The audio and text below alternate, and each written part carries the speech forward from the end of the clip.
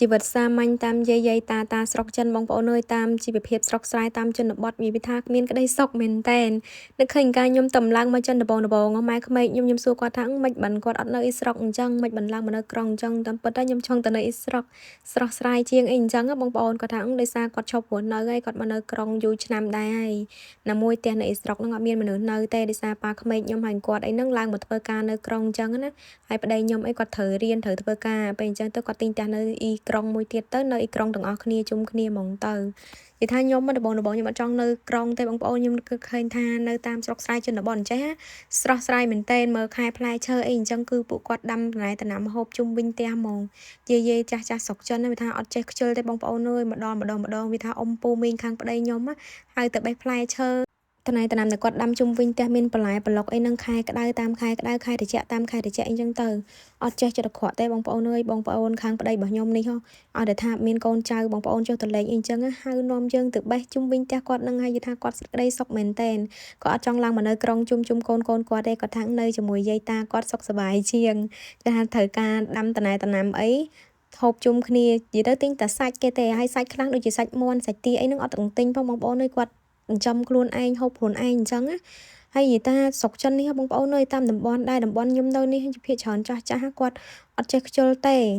េហើយវីដេអូនេះតាំងពីខ្ញុំទៅស្រុកកាសាមុនខ្ញុំភ្លេចកាត់បងប្អូនអើយដល់ពេលអញ្ចឹងទៅតែអស់ឃើញនិយាយពីថាគាត់អត់ចេះទុកដីតណេហ្មងមុខផ្ទះមកកប៉ិចគាត់ដាំពោតដាំតសក់ដាំតឡងដាំអីអញ្ចឹងទៅអត់ចេះឲ្យតណេហ្មងយាយតាស្រុកចិននេះម៉ែក្មេករបស់ខ្ញុំពេលគាត់មកម្ដងគាត់ខ្វះក៏តែតំណាំទេដោយសារនៅអ៊ីក្រុងដាំអត់បានទេបងប្អូនអត់មានកន្លែងដាំយើងនៅផ្ទះរបៀបជាន់អញ្ចឹងវាអត់មានកន្លែងដាំដល់នៅស្រុកអញ្ចេះហ่ะបងស្រីរបស់ម៉ែក្មេកខ្ញុំគាត់ដាំអូជុំវិញនឹងបន្លែអីក៏មានដែរមានសាឡាត់មានទឹកសក់ល្ពៅតឡាចបាញ់ប៉ោះអីចឹងបងប្អូនហើយផ្លែប៉េះអីគាត់ទៅតែដាំអត់សូវម៉ាន់សបោអីម៉ានេះហើយបើផ្ទះមីងមួយទៀតគាត់ដាំដើមយូរអីចឹងទៅគាត់ហៅខ្ញុំទៅបេះនិយាយថាផ្លែឡើងណែអនួលមកឡើងច្រើនឡើងចង់បាក់ដើមគាត់ថាឆ្នាំហ្នឹងអត់សូវផ្លែអីម៉ានេះហើយឲ្យពួកខ្ញុំនឹងបេះច្រើនទៅបានបេះហូបឲ្យឆាប់អស់អញ្ចឹងណាពួកអីតែទុកតិចទៀតដល់ខែភ្លៀងអីចឹងទៅមានតកើមានអីទៅវាជ្រុះអស់ហើយផ្លែប៉េះហ្នឹងខ្ញុំស្ដាយដើមប៉េះនៅក្រោយផ្ទះបងប្រុសរបស់ម៉ែក្មេកខ្ញុំនិយាយថាងាប់បាត់ហើយអាឆ្នាំទៅហ្នឹងខ្ញុំថតដល់ផ្លែប៉េះក្រហមមកផ្លែឡើងបាក់ដើមហ្នឹងឥឡូវងាប់បាត់ហើយបងប្អូនស្ដាយមែនតើឥឡូវគាត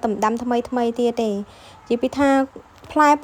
ឡើងច្រើនមែនតើទៅពេលផ្លែច្រើនពេកទៅមានណាងាប់បាត់ហើយស្ដាយណាផ្លែប៉ែក្រហមនឹងឆ្ងាញ់ណាស់បងប្អូនខ្ញុំចូលចិត្តវារៀងស្រួយខ្ញុំអត់ចង់នៅក្រុងបងប្អូនដល់ពេលឥឡូវហ្នឹងនៅស៊ាំអត់សូវអីម៉ានេះបើការមកដំបងចង់តែនៅអ៊ីស្រុកទេវារៀងស្រស់ស្រាយណាមួយយើងចាញ់កូនផងនៅក្រុងរៀងស្មុគស្មាញចុះមកក្រោមមានតែផ្សារមានតែអីដើរដល់ពេលអ៊ីស្រុកវារៀងស្ងប់ស្ងាត់អីអញ្ចឹងណាតែនៅណាក៏ដូចនៅណាដែរបងប្អូនហើយយើងត្រឡប់ក្នុងការរស់នៅទៅនៅបានដូចតែគ្នាទេ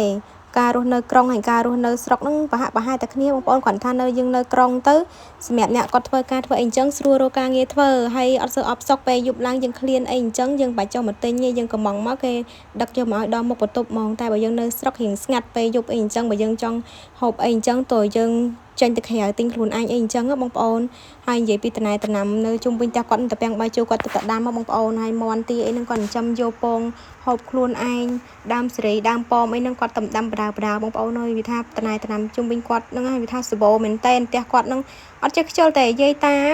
ាហើយម៉ែក្មេកខ្ញុំគាត់ខ្វះក៏កាច់យកបន្លែប្លុកហ្នឹងគាត់ថាតែទុកចោលហ្នឹងអត់មានណាហូបទេណាមួយក៏អត់យកទៅលក់យកអីទេដាំតែមកហូបគ្រប់គ្រាន់សម្រាប់តែបងប្អូនកូនចៅគាត់ចែកបងប្អូនអីចឹងទៅហើយគាត់ហូបខ្លួនឯងអញ្ចឹងនិយាយទៅគាត់ទិ